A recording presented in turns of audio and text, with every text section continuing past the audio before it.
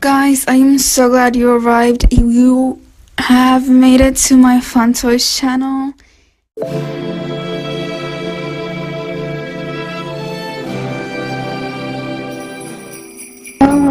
I'm so glad you have arrived. You have made it to my Fun Toys channel. I'm so excited you're here. Remember to like, share, subscribe. Don't forget to follow all the fun. Let's get started now. We're here with an Iconvenient alphabet.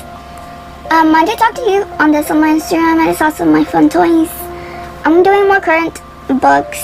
It is a 2018 book. I really liked the font of it, and then I turned the page and I thought it was really good. It's Ben Franklin Noah Webster's Spelling's Revolution. I have a little bit of trouble with it as they're not spelled correctly, so I'm gonna obviously publish the good version, so you can stay tuned for that. It is very creative, and I thought it was a nice one for me to do. Okay. As we can see here, there's a lot of them. They look super revolutionary. It says, you probably heard of American Revolution with 13 colonies rejecting the rule of England, but there was another much quieter revolution in the colonies. 2 men, one old, one young, both with big ideas, battled in Inconvenient alphabet. Okay. I personally like the layout of how this is done. It's a little bit about history. I find it very entertaining. If you don't like learning, I enjoyed it. I'm just going to talk to you a little bit and I'll start reading. As you can see, America was built because they rejected the rule of England. They didn't want kings and queens. So they decided to come to America, probably with a new start, so that's what it's kind of talking about there. Since Ben Franklin, a writer and a painter, had no patience for people spelling words, it says every which way. They should write the sounds they heard. Chair or chair, family or family, write or read, letters or letters, ship or sheepy, weather or weather, wife or weed. Do you like this? I think I do. You know what I mean? Okay, apparently it says wife or Y-E, right? It says, but how could anyone spell words correctly when letters didn't match sounds? So Ben created a new alphabet. He grew out of C, G, Q, W, X, and Y. He added in, ish, and F. Dog, umbrella, umbrella, vada, king, teeth. Each letter had its own sound. No more A, B, C.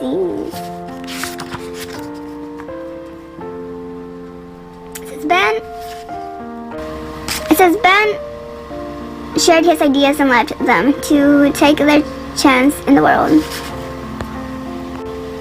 Share his ideas and left them to take their share in the world. With no one with interest in... Ben shared his ideas and left them to take their chance in the world. Then no one was interested in the alphabet. He tucked it away and forced on the business of the colonies. Boom. The Patriots declared independence from England's armies. Marched cannons boomed. When the war ended, the colonies put together to form a nation. But America from the north and the south and the east and the west couldn't understand one another. Some spoke like the King of England, others like backward man, and many barely spoke English at all. But at protect Bender, I understand not why English kings are baga go ha.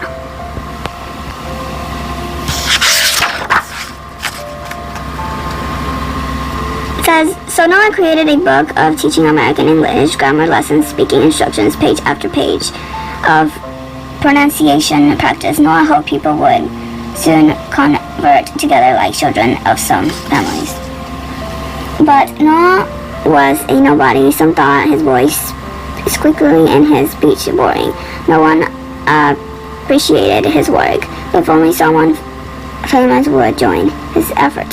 Someone respected, someone in public adored. Day after day, Noah traveled in literature spellings in his blue-baked speller, Richmond Belmore, the Bird. In early 1786, Noah arrived in Philadelphia. More than anything, he needed to find support in the new capital city. Bustling and partisan in promise, he called a publisher and governor science and statements. He shared his ideas about American English. People listened and nodded, but Noah hoped for. It says finally he arrived at the door, and the most famous, most respected, most adored man in the city, Dr. Benjamin Franklin. Okay guys, it says two men spoke for hours about language and education, about reading and writing. Ben appreciated Noah's work. Noah was interested in Ben's ideas.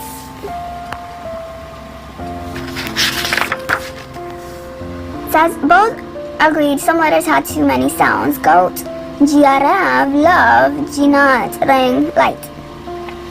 Some sounds had too many letters. Keat, chorus, cut, out, eat. Some letters were just not added at all. Lamp, walk, knock, give. The problem was inconvenient alphabet. Using 26 letters to write 4 sounds caused nothing but trouble. It says, please to find someone young and enthusiastic. Ben dug out his old alphabet and dusted all his print blocks. Soon, every printer would need a set of new letters blocks and combine with one old to spell words in the new way. He gave them to Noah and asked him to come up with a plan.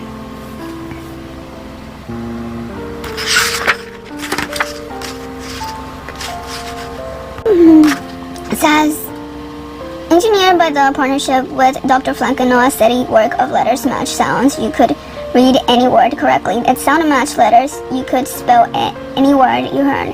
Adding a few new letters, removing a few old ones, Noah created a perfect alphabet. It says Noah set Ben's the plan of a new alphabet for a new nation. Ben approved. It says Noah spoke to March and the horse farmers and bookkeepers. Now it is the time, and this the country, he said. In guards, new letters. I need new print blocks. Too difficult, too expensive. Old books would be useless. But after 8 years of war, people had no patience for changing the alphabet every which way. They just wanted life to return to normal. Noah soon realized that even Ben could not make people accept the new letters. A new alphabet was even more inconvenient than an old one. While his friends labored over the Constitution, an idea stirred in Noah's minds. What if they didn't change the alphabet? Plan B says, armed with a 26 letters of English alphabets everybody knew and loved, Noah's launched a spelling revolution, ready to turn wrong spelling into right. Out with silent letters. Dumb Iceland have. With unuses extra spell music. Horror. One vowel for short sounds. Head. 2 for long. Sit. One sound for letter. Each letter, no confusion. Free at last, the king of English with the unreliable rules from north to south and east to west. All sentences would spell the same and speak the same. The states would truly be united. It says, in the city after city, Noah appealed to write the printers, schoolmasters, and plenty pictures without an extra letter. They save time, save paper, and save money. Children could learn to read and write in 1 year instead of 4. What about the sounds alike words? We don't know the difference between 8 and 8 if they look the same. And what about the words that have and spell alike but pronounced differently, like bow and bow? I don't have time. We'll lose history of words. It's easier than an old way. He answered the question explaining very detailed. Old meanings and spellings didn't matter. What peas ever mistaken for peas? Pray for pray, flower for flower, never no inconvenience. Noah said, good spellers could learn in a week. Poor spellers could rejoice. They were already doing it right.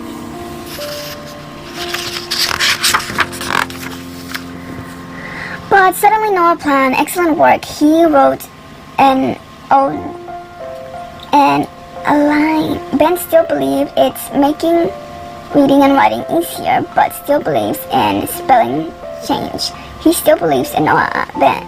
Then Ben died in 1794. Noah carried on, trying out a new spelling with the public.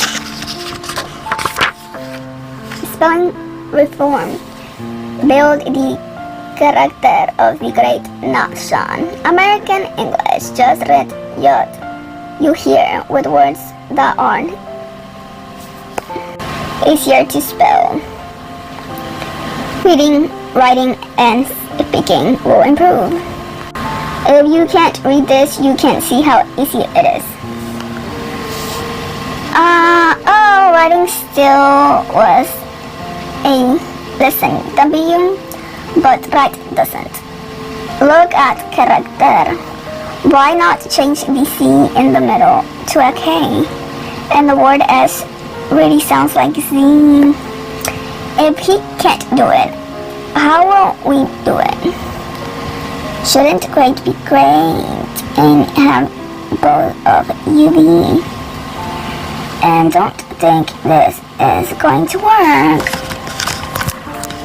And you know, sometimes you have what appears to be easy can turn out to be hard. Noah understood. Too many chances. He forgot ahead.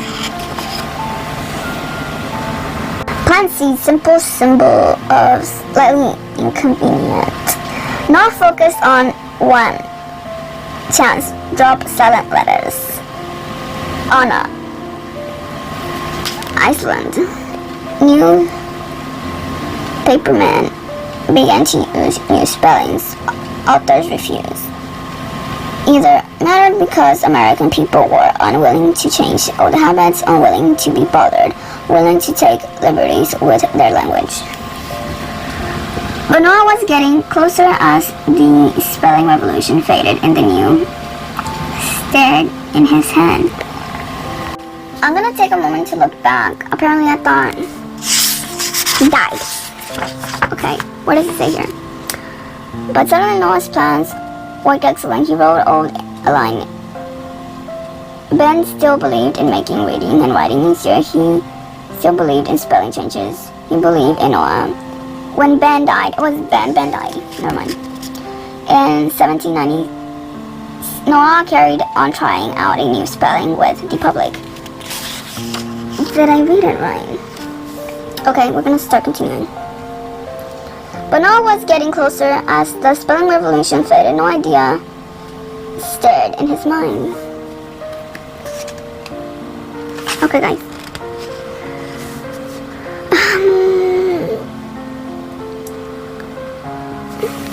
It says a dictionary, an American dictionary with the country's new words, new meanings, and yes, some new spellings. Noah wrote and revised. In 1806, he published his first dictionary with 37 words, and like his old English friends, Noah left his ideas, taking a chance in the world.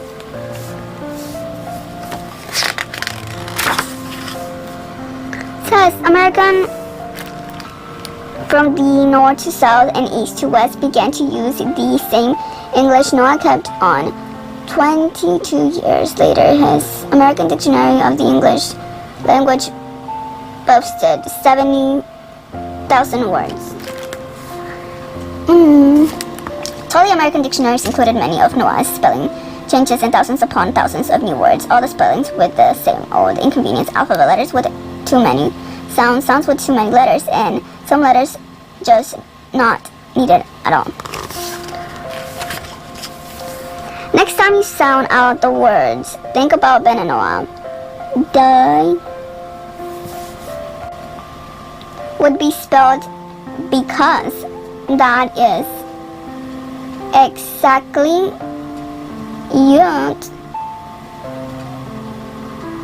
they wanted.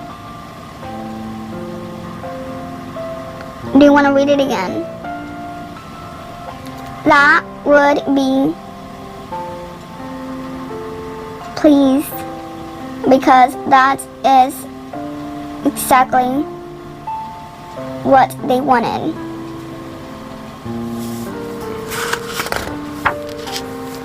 Oh my gosh. So those people spelled best, who do not know how to spell. Benjamin Franklin, a note from the author. As I worked on this book, I was reminded of a moment of 5th grade. I had been writing with all my heart, pouring words onto a paper. When I reread my work, I found that I could spell U-N-V. I was shocked. Really? Yep. I would know how to spell of the years. How embarrassing. What was I thinking? Well, I guess I wasn't thinking about spelling. My brain was immersed in writing and lets my hand do what made sense. That just might have been a moment of fascination. With the crazy language, English began. Since the technology had changed writing, if I typed "Yo" today, a red line would tell me to check my spelling. If Ben and Noah could see us, now I would. What you'll think of computers and texting. Suddenly, I've been amazed by spelling check. But even spelling check isn't perfect, with so many sounds alike. Words in the English, we still must determine if a word is the right. 1, 1, 4, 4, 4, the sense, which is unfortunately a little inconvenient.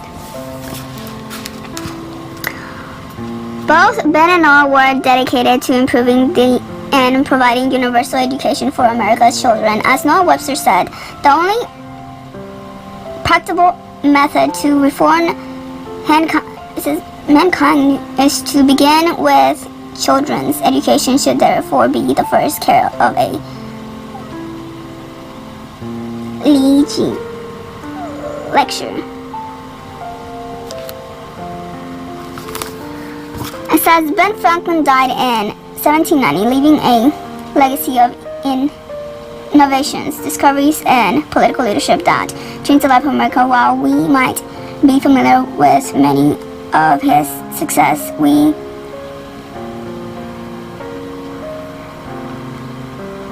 seldom hear of his failures. Certainly he had done one of his ways to his accomplishment. As he said, energy and persistence conquer all things. It says, Noah Webster's only let many of the spelling change go and return to expected forms of most words. He kept improving his school books with new editions, spelling more than 100,000 copies over the years. While the spelling reform was not successful in the eye of the public, it was the spelling stone for what really made Webster's famous. The first truly American dictionary. With it, he was finally able to create a standard for English spelling and pronunciation. With Webster published his first dictionary in 1806, It included many new words as well as some of the spelling changes that makes American English different from the British English. Some of the change you will see today include or ending that become or color faves, endings that become theater centers, see endings and become see defense, and secret ending and drop. Okay, music, public, also plum, and how plow, wagons is wagon, and goal is shell. Even though writing systems may remain the same, language are consistently transforming, meaning change old words or forgotten and new words or borrowed or created. The pronunciation also changed, resulting in the letters that no longer match sounds. In English, the ch sound is a K, and characters come from the Greeks, and silent K is knock. Come from the kings and the king, and light come from the Anglo-Saxons. This history of words etymology is fascinating. In Ben and Noah's time, American English has been adding new words for 150 years for French and Spanish, German and Dutch from Native Americans and African languages, which different sounds from different alphabets. Colonists also made up of described plants and animals from live food and new frontiers. We're gonna start reading again. As such, English continues to change, though every day using the people created a borrowed word they needed to describe ideas, product discoveries, and experiences. Recently additions included emoji, selfies, Franklin, colossus, squids, Xian, and airballs. Each year, the Merriam-Webster dictionary added more than 1,000 new words. Since Ben and Noah attempted, others have tried to reform spelling. As you can see my words and the page, they too were unsuccessful. Why do you think it's so hard to change? A new note of research. Ben Franklin originally writes, including letters he wrote, sharing his new alphabet with a friend who criticized it. A new sister who praised it. Though he thought his printed a pamphlet explaining his plan, it is unknown how many other people saw this proposal. Unfortunately, the details of Plan A, Ben and Noah collaborations that included a new alphabet have been lost in history. There is no way of knowing whether Webster included Franklin's new symbols. In this work, the principles of Ben Franklin and Noah Webster's spelling reform were simplified and applied to today's standards pronunciations in a manner that would allow young people to read the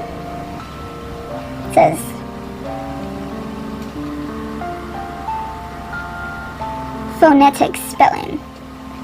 While most sources say that American English is 44 sounds, the number may vary, soundly depending upon the dialect. Today, we still hear ancient in different parts of the United States, but they seldom cause misunderstandings instead. This language's differences added characters and culture to our diverse land. Okay, a note from the illustrator. As far as I'm aware, neither Ben Franklin or Noah Webster own their pets. So, what's the deal with the cat and the dog's sidekicks? Okay, I'm gonna read it again because apparently I got confused. It says no Websters owned any pets. Okay. You see, throughout the book, there are a couple of reasons for this. First of all, while it is very proper and appropriate to learn about history from two men wearing tights and ponytails, it can be a little tiresome for only see drawings of them throughout the entire of the book. I drew Ben a total 24 times and Noah 26 times. A dog and cat stepped in from time to time to help move the story along and take some of the pressure of our main characters. Secondly, I thought that the young scrap pups, a wise older cat, were great presentations of Ben and Noah's personalities. Noah's dog was impressed by my own dog, a Boston Terrier named Franklin. Funnily enough, he young, full of energy, and always on the go, just like Noah. Ben's cat is a combination of two cats, Penny and Harry. They are much older, wiser, and a bit calmer, but still curious of eager to learn. Just like Ben and Leslie, I love animals to try to speak them into my drawings whenever possible. They make me laugh, and I hope they have you smile too. Quotation sources.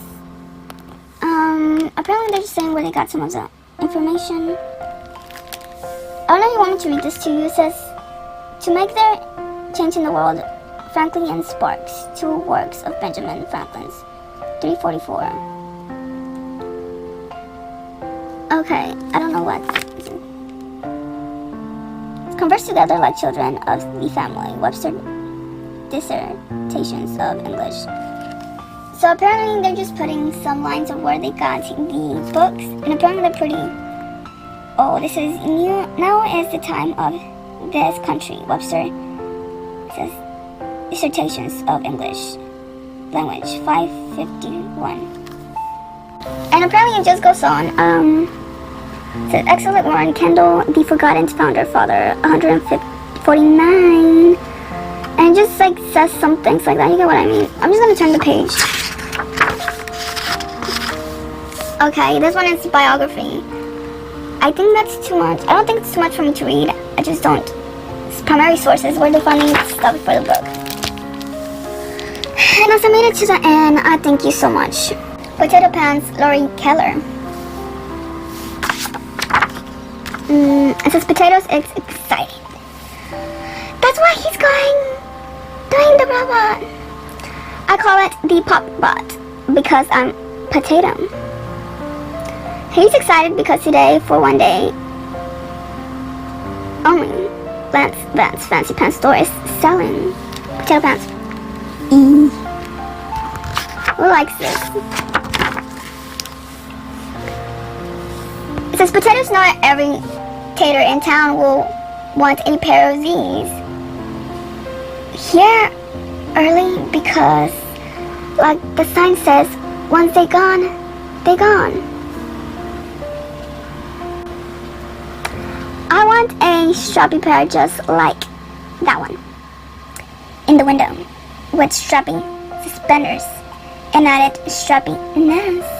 That's Fancy Pants store. Potato pants today only. Once they gone, they gone.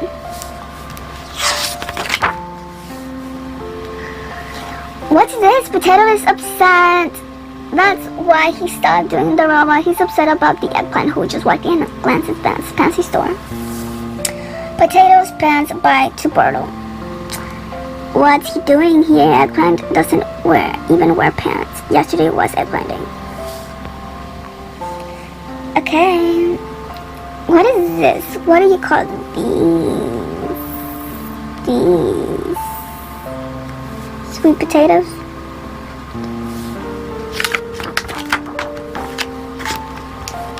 Potatoes won't go into Lance Fancy's Fancy Pants store now because the eggplant is nothing but trouble. Yesterday I was walking around, minding my own business, potato eat business. Oh, out of my way. Pow! Now he was running by and pushing me right into a trash can. Oh my god, it's so funny. He's seeing me in Lance's Fancy store. He pushed me again and run my brand new potato pants. This is so not funny, but it's kind of funny. Okay. Poor potato. Okay, this is so funny. It's not easy for him to watch all the other potatoes walk by their new potato pants. I'm sorry, that was so funny. I love my new potato pants. We have R2. Mine have polka dots and ruffles. Mine have big pockets. Okay. Mine are kind of scratchy. I may need some potato underpants. I want to know who thought that was funny. Potatoes.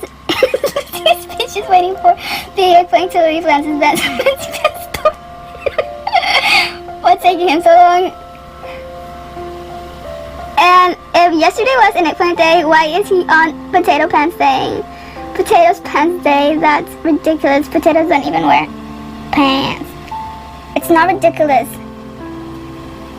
Grocery store lady. Oh, the grocery store.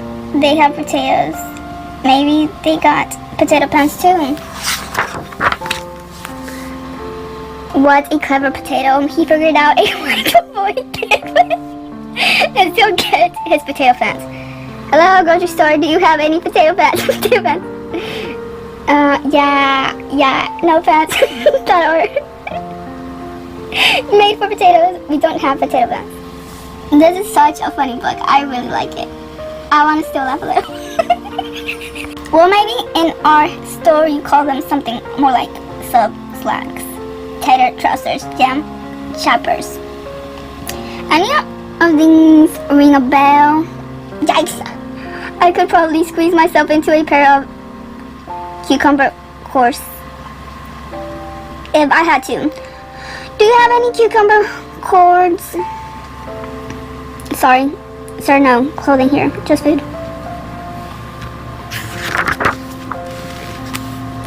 Potatoes is not giving up. He's sure there's a way to get potato pants without having a face that would think, don't panic, I still have time. Actually, you don't have much time. There's only one pair of potato pants left in the rack. Only one pair of potato pants left in the rack. What will Potato do now? Potato pants, out of my way. Only one pair left. What a brave potato. He's not going to let the eggplant stop him from getting the pair of potato pants on the rack. Rip, bang. Potato pants, here are they. Where are they? I need potato pants. Yikes, Potato may be in for a trouble. Then he bargained for after that entrance. Oh no, Potato is too late. Where are they? Sorry, I got the last pair on the rack. Okay, Potato, let's take a moment here. Come on, deep breath. Inhale, exhale, inhale, exhale. That is, think of the puffy clouds. Inhale, exhale. Don't forget it. This is exhausting. Let it out, Potato. That eggplant ruined everything. It's his fault. I didn't get potato pants. He has brand new, perfect eggplant. But I'm totally pantsless. It's not fair. Actually, his eggplant pants aren't perfect anymore. You hit him with the door and they ripped all the way up the back. You can see it for yourself. Here he comes. Oh, Potato, it's been nice knowing you. You have been looking for you, Spud. Potato is scared. If he had potato boots, he'd be shaking in them. I came back here to do what I should have done yesterday. What turned me into mashed potato.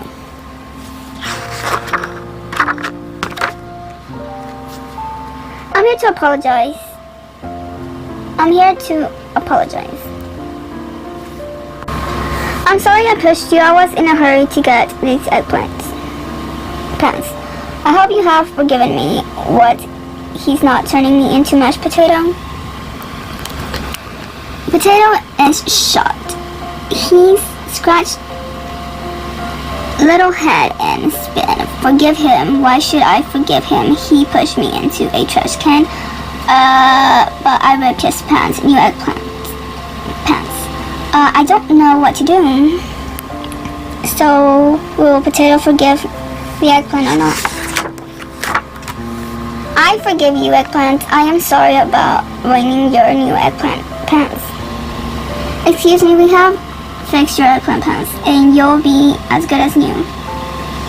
And the sale is over, so you can have a potato pants on the mannequin in the window. Do you want those? Like,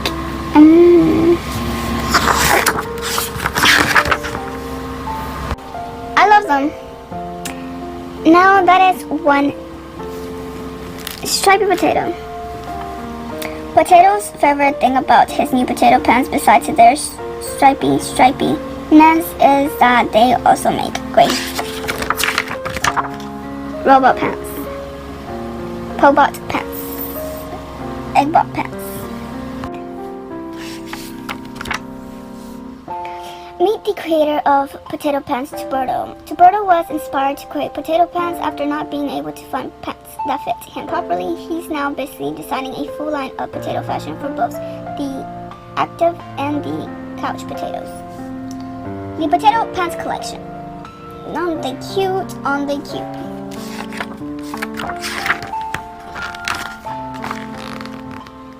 For my Squadbot critique group, any Bob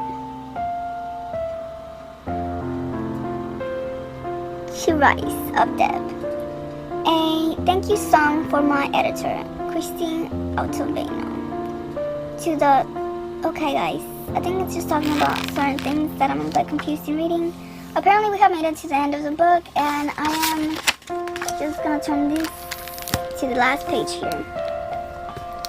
I'm gonna be starting to read to you this. This is for one day only. Lance Vance, Fancy Pants Store is selling potato pants. Did he say potato pants? Yeah, no pants that are made for potatoes. Thank you for staying to the end. I'm gonna start reading obviously another book to follow up this one. Remember to like, share, and subscribe. Don't forget to follow all the fun, and do give me a like. I'm gonna start putting comments for you to do on my Instagram. After reading these books, I usually try to post a post on my Instagram about the book. You can go back and make a very creative comment there if you liked it or didn't like it. I would really enjoy hearing from you, as I do find it helpful. So if you want to do that, you can go ahead and do that. I would enjoy it. So did you like it or didn't you like it, guys? I thought it was very cute. It made me laugh. So I enjoyed this potato book. Big Mother. And this is the book that we're going to be reading. And you can look forward to many clips and blogs on my Instagram and look forward to what's coming there. So we're going to go ahead and get started. As you can see, this is a really beautiful book, so beautifully made. And just comment down below if you have any questions or suggestions for the next video. I told you were a pea, like a lion, then an elephant.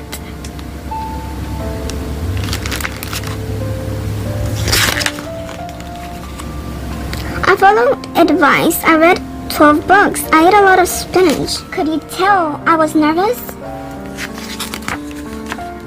I talked to you, sang to you. I wasn't sure I was ready. But then you were here. 10 toes, 8 pounds. Love, big fat love. I rocked you, I held you, I felt you. I realized that I would spend my life doing things to make you happy. And that would make me happy. Sure, there are times I still get nervous, and times I don't have the perfect answers. But then you smile and you say my name. You grab my hand with those little fingers, and I remember that everything is magic. If I could, I would open my heart.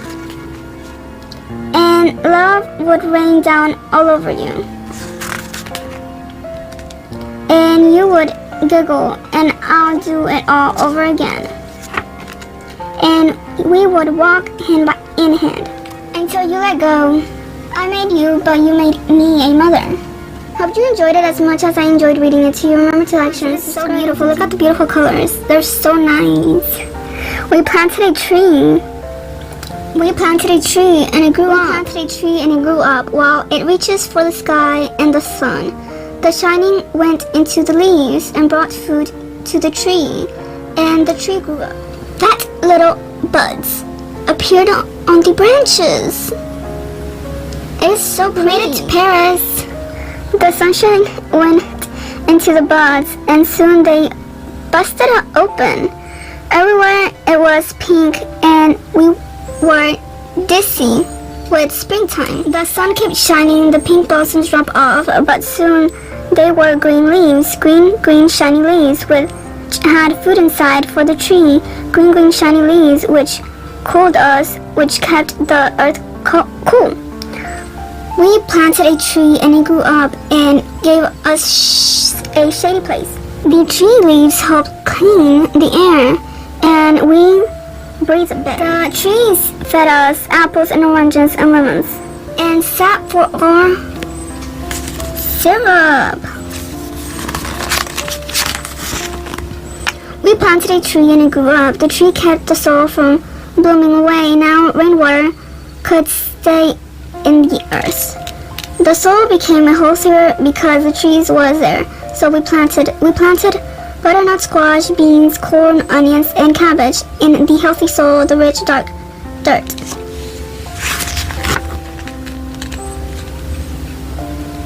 We could grow our own food and we ate better. We planted a tree and it grew up. And it dropped acorns and fed the squirrels in winter. The birds came and other animals came too to live with the tree. We planted a tree and that one tree made the world better. We planted a tree and that one tree helped heal the earth. We planted a tree and it grew up. And so did we. Bye. You have made it to the end of this book. Remember to like, share, and subscribe, and stay tuned for more. Thank you for watching. As you can see, we're going to be reading Tony's Baloney Schools. And this beautiful print here matches the beautiful print on his shoes. And we're going to go ahead and get started now. The big day. Tony's Baloney, the macaroni penguin, wakes up early before Papa Baloney can remember him. He dresses and brushes his teeth. He's ready. Today he won't have to obey bossy big sister Baloney. He won't have to play with the bothersome baby's balonies. Today he is going to school. He packs his backpack with his favorite things. Parmesan cheese. Little green walrus. Guys, his very best stuffed animal is Buddy Dandelion. He's a 20. But worry about the big day. I know Big Sister says there's a lot of rules, but Mama says I will be just fine. What if I get lost on the way to the bathroom? What if I don't find a place to sit at lunchtime? What if I can't follow the rules? Don't worry. We can do it. We'll be there if you need me. Besides, would you rather stay home with the bothersome babies? Let's see. Draw or school? Pack my pencils. Oh, perfect. Big Sister Baloney led Tony's balonies 20 times, or maybe twice, that she was in Mrs. Graham Baloney's class too. I was her most perfect student. BB, we won't have to be perfect. Say, Mama Baloney. We just have to do our best. Well, I was line leader. The first day, she says, maybe I will be line leader. The first day too, says Tony Baloney. That chance. Say, Big Sister Baloney. Tony Baloney doesn't not love trouble, but trouble loves him. School rules. At school, Big Sister Baloney walks Tony Baloney to his class. Dandelion must stay in our cubbies. She says, it's a rule. Be a rule keeper. That's my motto.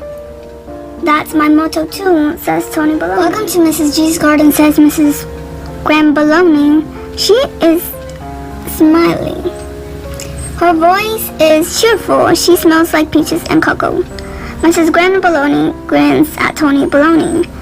You must be BB's brother. She loves to be my line leader. Tony Baloney grins back and thinks, I would love to be a line leader too. Baloney points to the board. These are our class rules. She reads them out loud. Number 1, room and hallways always walk. Be nice to friends when you play or talk. 3, rise your flippers to tell or ask. 4, follow directions and stay on task. 5, no interruptions if you please except for the B emergencies. Does anyone know what AB emergencies are? No one knows. Mrs. Baloney explains B emergencies are bathroom badges or belly upsets. When I'm working with another penguin, you may interrupt me only if you need to use the bathroom or need a badge or someone has a belly upset. Does anyone know what belly upset means? Tony Baloney knows. I mean Barb, he shouts. Tony Baloney and Bob laughs. Everyone else laughs too. Soon the class is a mess and giggling penguins.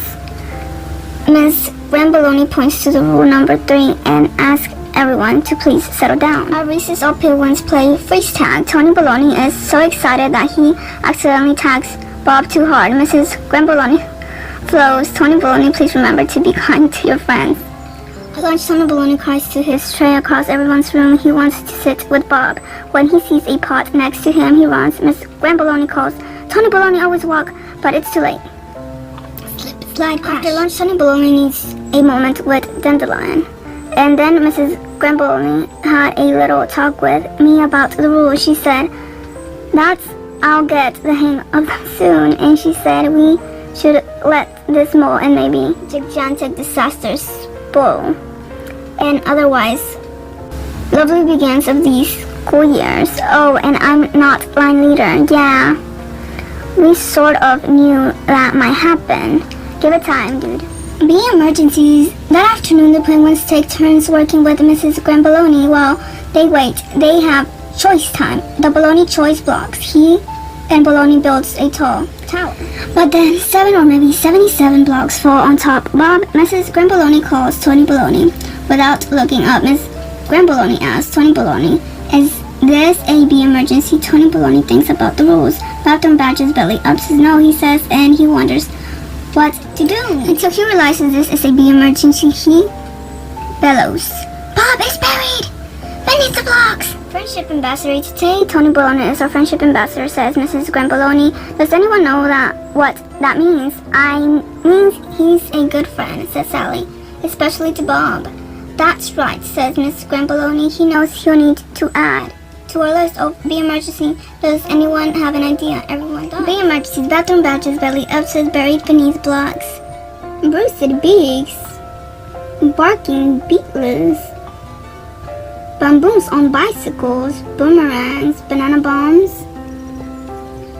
Soon the class is a mess of giggle pink. That night at dinner, Mama Baloney says, wow, friendship ambassador, very impressive, says Papa Baloney. And on this day, says Tony Baloney, Big Sister Baloney says it's not polite to wear a hat at the table. He may leave it on, says Mama Baloney, and he does. School was fun. I made a friend named Bob. I like it too. I met a stuffed turtle named Pedro. Miss Baloney is nice. It's kind of love her. Did I tell you that I'm friendship ambassador? Twice or maybe 50 times, but tell me again and I'll pretend to be surprised. Tony Baloney is excited today. He won't have to obey bossy Big Sister Baloney. He won't have to play with the bothersome babies Baloney. Today he is going to school. You have made it to the end of this book. Remember to like, share, and subscribe.